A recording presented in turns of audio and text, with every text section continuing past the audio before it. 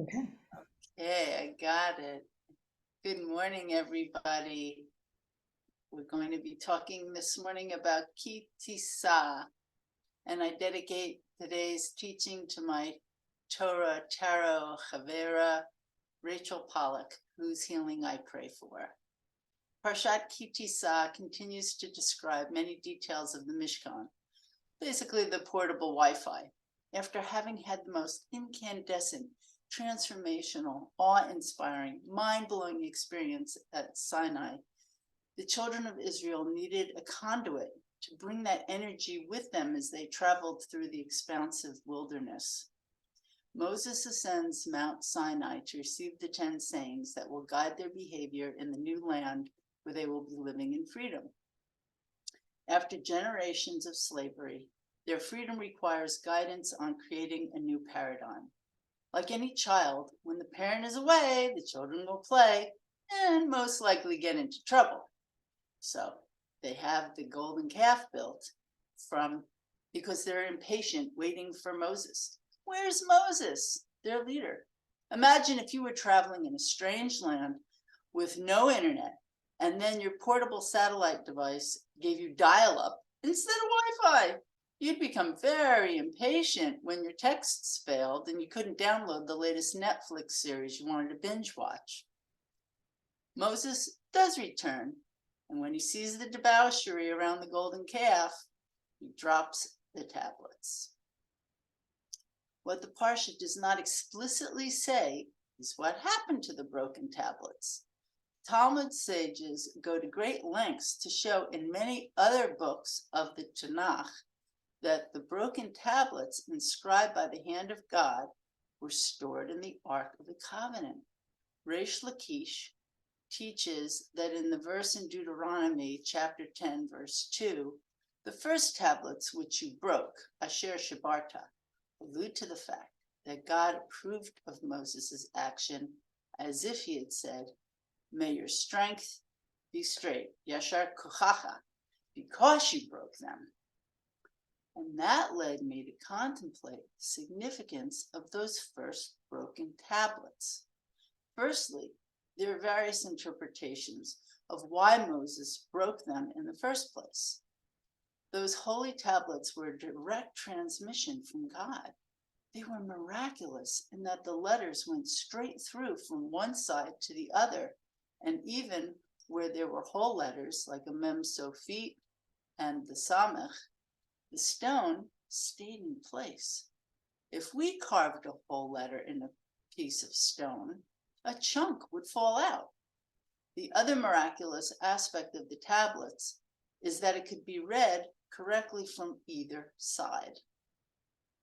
The popular thought was that when Moses saw how corrupt the children of Israel had become, he threw the tablets down in a rage. A second version is that the holy letters on the tablets could not exist in close proximity to such defilement. So they flew off the tablets, making the stone too heavy for Moses to carry. A third and most compelling interpretation for me is that Moses was deeply concerned for his people who had lost their bearings in his absence. And just as a parent would drop what she was holding to run to save her child who was in imminent danger, Moses ran to his people. The tablets were too heavy to carry while running, so they fell out of his grasp. The third interpretation resonates deeply within me. To this day, my adrenaline kicks in when I hear a child's cry of distress.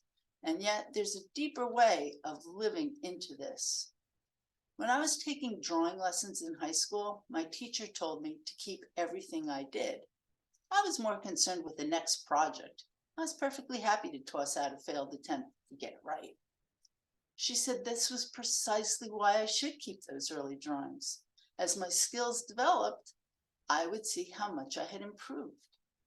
Rachel edited my essays on the Hebrew letters when I first began studying them.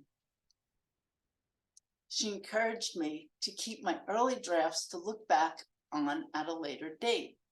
Even though the ideas didn't belong in the piece I was writing at the time, they were seeds for future ideas. The same applied to the many versions of my illustrations. Each time I approached a project, I could see what worked and what didn't. I could fix what didn't work in the next version. And of course, this not only applies to creative endeavors. Who among us has gone through life without experiencing some form of brokenness?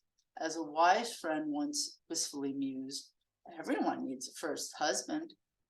There are broken bones, broken promises, broken dreams, broken hearts. When Moses failed to return promptly, the children of Israel had Aaron make the golden calf. They felt that Moses had abandoned them. Their expectations were broken. How many of us love to wait in the DMV, in a doctor's waiting room, for customer service on the phone? When someone tells me of their life plan, that they'll be married at such and such age, have a child at this age, make so much money by this age, I think, whew, this person is really setting himself up for a disappointment. God, G-O-D, is not shorthand for guaranteed overnight delivery. My daughter reminded me that even at a wedding, when we celebrate two people joining together, we break a glass to remind ourselves of the brokenness in the world. There is a wholeness and a brokenness that exist together. We can break apart, and then, with loving support, we can heal and become whole again, one piece at a time. God celebrating the broken tablets was a way of God telling us that discipline without love is harsh and it results in cruelty, and that love without discipline creates license and chaos. The law is there to guide us, but it isn't enough. We need to interpret it for each particular situation. That's why we have the written Torah and the oral Torah. The Tiffany company made huge stained glass windows. But what to do with all those little shards left over from the project? Someone came up with the idea of taking those unnecessary pieces and turning them into lampshades. From bits of trash to making something beautiful that sheds a new light into the world.